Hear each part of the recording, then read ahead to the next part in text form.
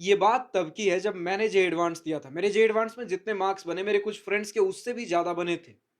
लेकिन मेरी रैंक बनी इनमें से कुछ स्टूडेंट्स के जिनके मुझसे मार्क्स ज़्यादा थे, इनकी रैंक नहीं बनी।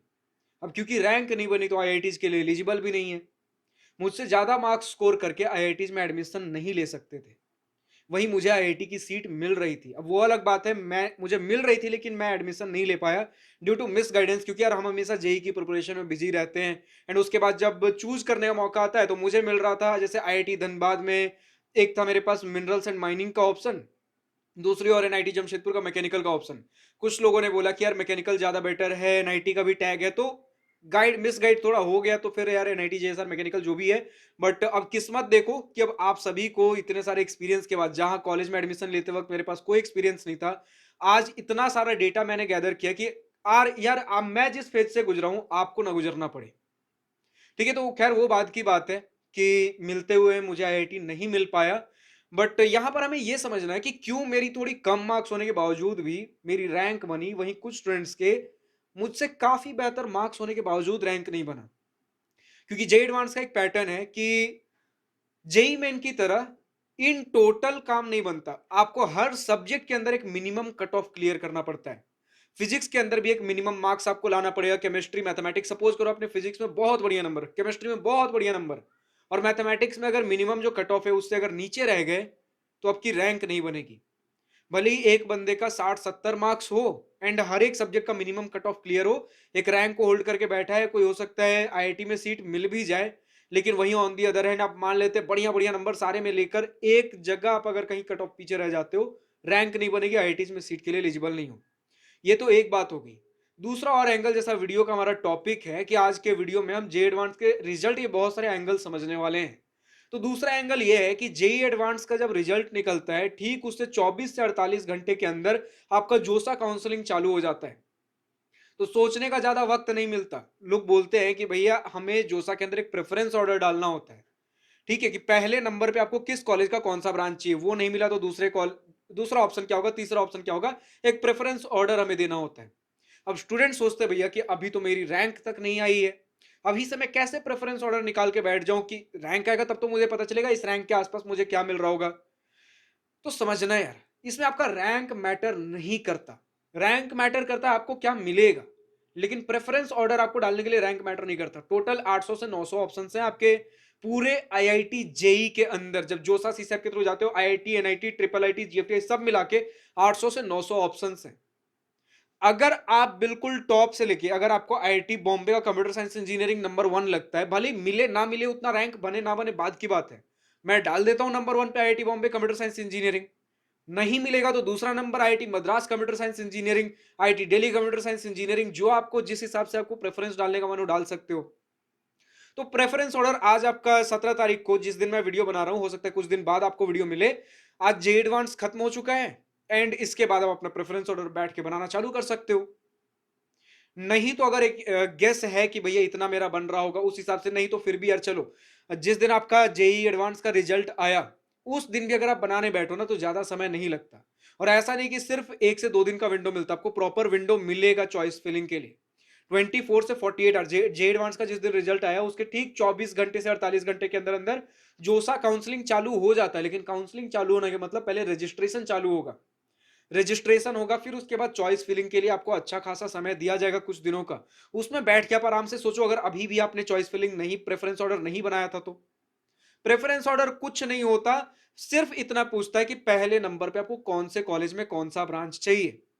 वो नहीं मिला तो दूसरे नंबर पे आपको क्या दे दूं, किस कॉलेज का कौन सा ब्रांच, नहीं तो तीसरे नंबर पे। और ऐसा कुछ लिमिट नहीं कि सिर्फ 10 20 30 प्रेफरेंस ऑर्डर दे सकता हूं, सारे के सारे आप भर सकते हो।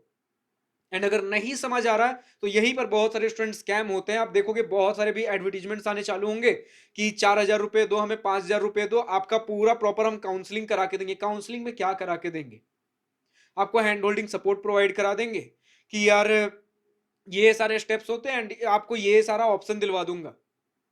जो रैंक रहेगा उसी हिसाब से तो मिलेगा। ज्यादा से ज्यादा आपको एक करेक्ट प्रेफरेंस ऑर्डर मिल जाएगा, जिसके लिए आप 4 5 10 हजार रुपए किसी एक फॉर्म को दे दोगे। मैं अगर आपको बोलूं कि इसी प्रॉब्लम को देखते हुए सबसे पहले तो जोसा के जितने स्टेप्स होते हैं सभी को छोटे छोटे वीडियोस के अंदर मैंने फ्री में यूट्यूब पे अपलोड कर रखा है। बात रही प्रेफरेंस ऑर्डर की, सिर्फ 501 रुपए के पीडीएफ में आपको दूसरे काउंसलिंग फॉर्म, जैसे अगर आपका रैंक 40,000 है तो 40,000 के आसपास के 40-50 ऑप्शंस नहीं दूंगा। जोसा के अंदर जितने ऑप्शंस आते हैं, JoSAA and CSAB, IIT, NIT, triple IT, GFTI, जितने भी ऑप्शंस हैं, जिस कॉलेज का, जिस ब्रांच का आपको बीटेक चाहिए 4 ईयर वाला या फिर 5 ईयर का बीटेक एमटेक डुअल डिग्री, सभी का ऑलमोस्ट सारे आपको प्रेफरेंस ऑर्डर 800 साढ़े 800 ऑप्शंस देखने को मिल जाएंगे एक पीडीएफ के अंदर, 501 रुपए के पीडीएफ में। आप परचेस करो, 10 फ्रेंड्स उसी पीडीएफ से यूज कर सकते हैं। इंडिविजुअली हर किसी को 10-10 हजार रुपए देने की जरूरत नहीं, क्योंकि यार करेक्ट प्रेफरेंस ऑर्डर मिल गया। अब उस हिसाब से जो बेस्ट, उसमें सारे ऑप्शंस का प्रेफरेंस ऑर्डर है, उसी में से अगर आपको 10-20 ऑप्शंस के प्रेफरेंस ऑर्डर चाहिए, आप उसमें से रैंक देखकर निकाल सकते हो। नहीं तो कुछ नहीं समझ आ रहा तो आप सारा ऑप्शन डाल दो, जो बेस्ट होगा आपको आपके रैंक पे मिलना होगा, मिल जाएगा। कोई दूसरा एक्सटर्नल काउंसलिंग आपको गारंटी नहीं कर सकता कि अगर आपका रैंक 20,000 है तो मैं आपको 15,000 लाइक रैंक वाला आपको इंस्टीट्यूट दिला दूंगा। ये सारी चीजें प्रॉपर टिपिकली आपके इसी जो रैंक बना है उसी हिसाब से मिलेगा। बस यहाँ पे ये काउंसलिंग करा सकते हैं कि कहीं कुछ गलती से चॉइस फिलिंग ऐसा मत कर देना कि अगर 10,000 रैंक है तो 15,000 रैंक वाला ऑप्शन मिल जाए, 20,000 रैंक है तो 30,000 वाले पे लॉक हो जाओ। ये चीजें आपको करा सकते हैं, वो ऑलरेडी फिल्टर हो चुकी होंगी अगर आप इस प्रेफरेंस ऑर्डर पीडीएफ से चीजें लेते हो। कहाँ मिलेगा? सिंपली आपको डिस्क्रिप्शन में जाना, हमारे वेबसाइट का लिंक दिया गया है, एंड इस पे क्लिक करते हो, दिवास्त्रा काउंसलिंग पेज पर जाकर हमारा 501 रुपीज का जोसा सिसेप फुल प्रेफरेंस ऑर्डर पीडीएफ के लिए रजिस्टर कर सकते हो। कुछ घंटों के अंदर आपको एक्सेस मिल जाएगा। इसी तरीके से अभी हमने यूपी टैग के लिए भी इस साल बनाया है, और जितना डिमांड आएगा और दूसरे काउंसलिंग के लिए भी बनाते रहेंगे। फिलहाल अगर वीडियो के अंदर आगे बढ़े, और क्या चीजें होती भैया, ये तो काउंसलिंग से रिलेटेड बहुत सारे स्टूडेंट्स का क्वेरी होता है, वो हमने निपटा दिया।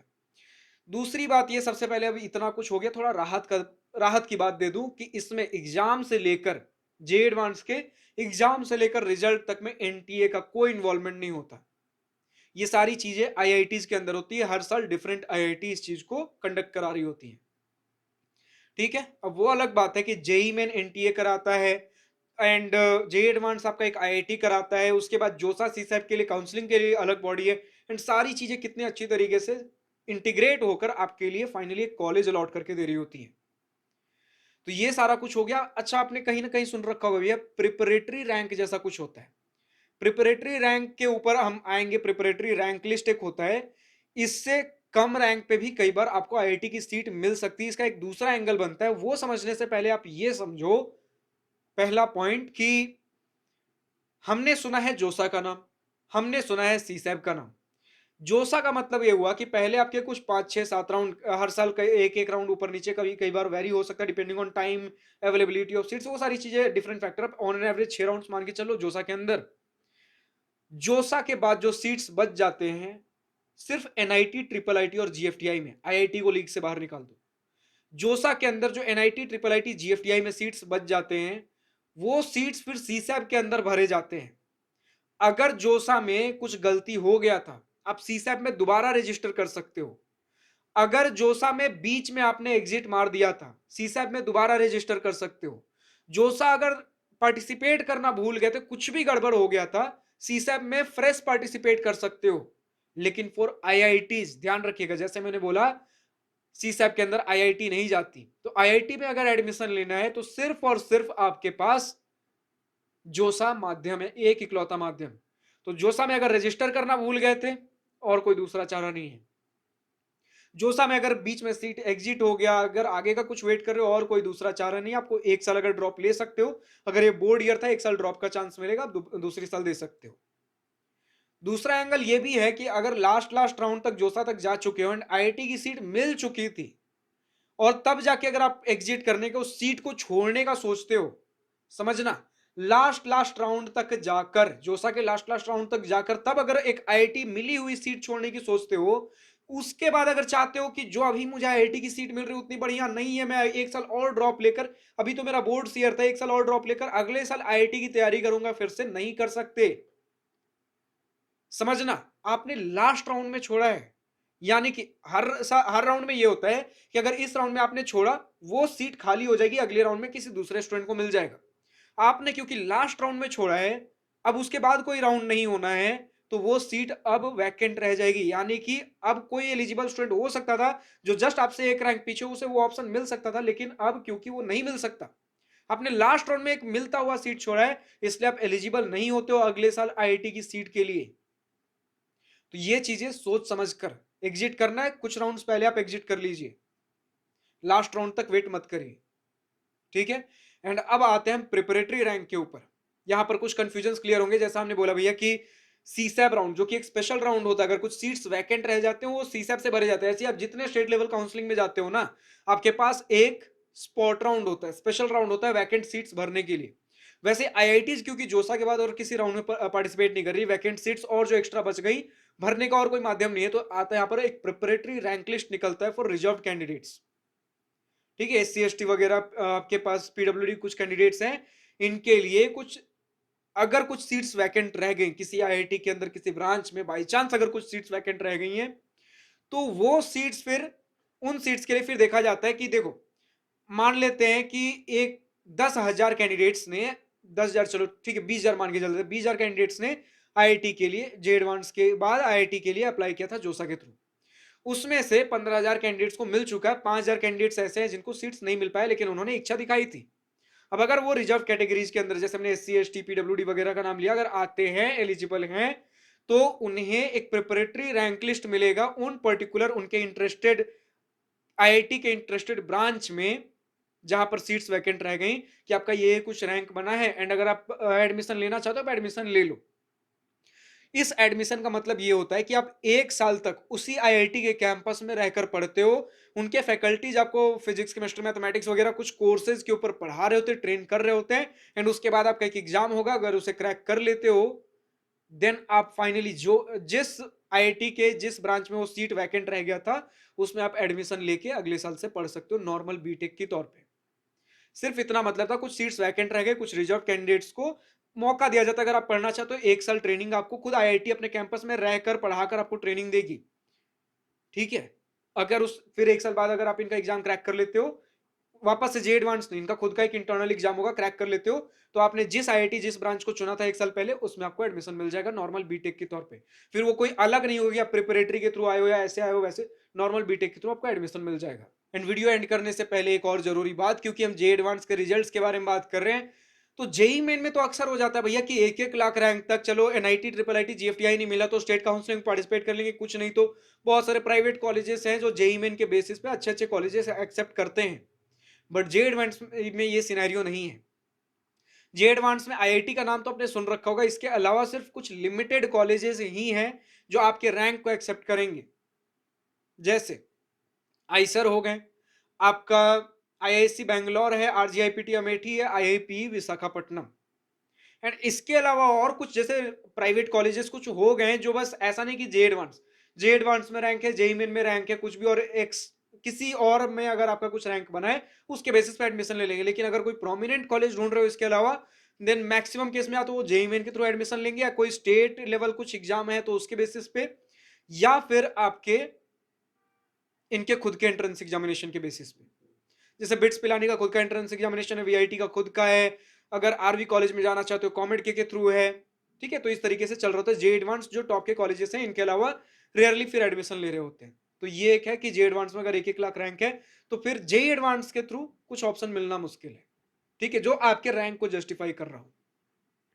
तो इसी प्रकार का हमारा आज का कुछ वीडियो था। आप कमेंट सेक्शन में लिखकर बता सकते हो अभी भी अगर कुछ कंफ्यूजन रह गया किसी टॉपिक के ऊपर वीडियो चाहिए, कमेंट सेक्शन में लिखकर बताइए।